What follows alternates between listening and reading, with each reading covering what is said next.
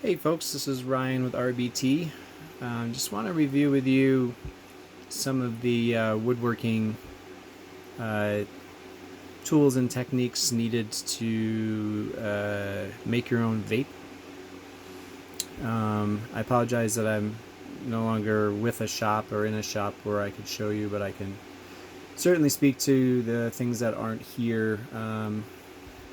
The basic thing you really need to start out with is a circular saw to cut lumber roughly down to size, a planer to ensure that you have parallel and flat surfaces. If doing square wood, those are imperative. If doing round wood, you don't need the planer, but you need a lathe. And then you really want to have a drill press, preferably a stand-up with a long travel, a belt sander, preferably a 6-inch heavy cast-bodied unit, and a router. A router is also useful even when doing round stuff. If you're doing it out of dowels, and then you could use a router to route the corners. So those tools are all power tools and standard woodworking equipment, and I'm sure there's tons of videos. And really the thing that I wanted to share is the Forstner bit. The Forstner bit is a great bit to be used in wood to do large diameter holes. And if you put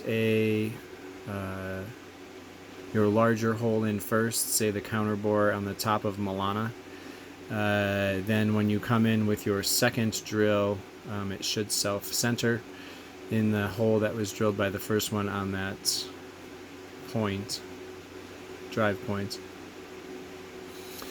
And it's also very handy to have a vise. Kirk vise is really the holy grail, but even the standard vices at Harbor Freight will work. The drills, presses, sanders, routers, and tools also at Harbor Freight are all more than capable of doing this light duty work. And so once you have all of your wood cut and planed to square, and then using your vise with some stops, you can use stops if you want to make repeatable pieces the same. Drill your holes, your counter bores in for your glass and for your button. Long 1/4 inch or 3/16 diameter drills are great if you need to run wires long distance. And in that distance, if the wires are hot and you need to keep them separated, you can strip the wire and then add a sleeve of glass.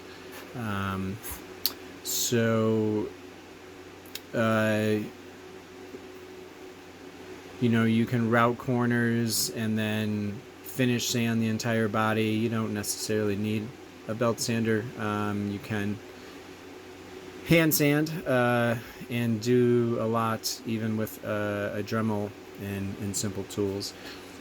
Take note of the exceptional pieces that Uncle Mark is able to make with very limited gear. So once you're sanded and drilled and routed, then if you're doing, again, I guess it's goes for round woodworking too. If you have counter bores and stuff, a pick and a X-Acto knife and a series of wood chisels are great for scraping and cleaning edges, little bits and hangers on that splinters that may be in the pieces of wood. But basically you just need to drill a 1-inch counter bore and then a 15/16 main hole bore for the glass to go in. And then you just need to somewhere mount your button and get your wire from the button to the heater, and then from the button to the battery. I recommend just using a battery sled and putting that wherever you would like, but as you can see by the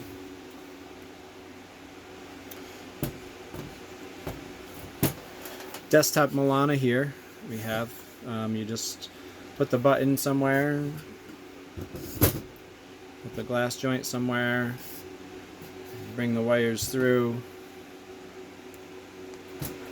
and mount them to a battery sled or a controlled voltage power supply of 50 watts, and you're ready to rock and roll. Thanks for watching, and thanks for making.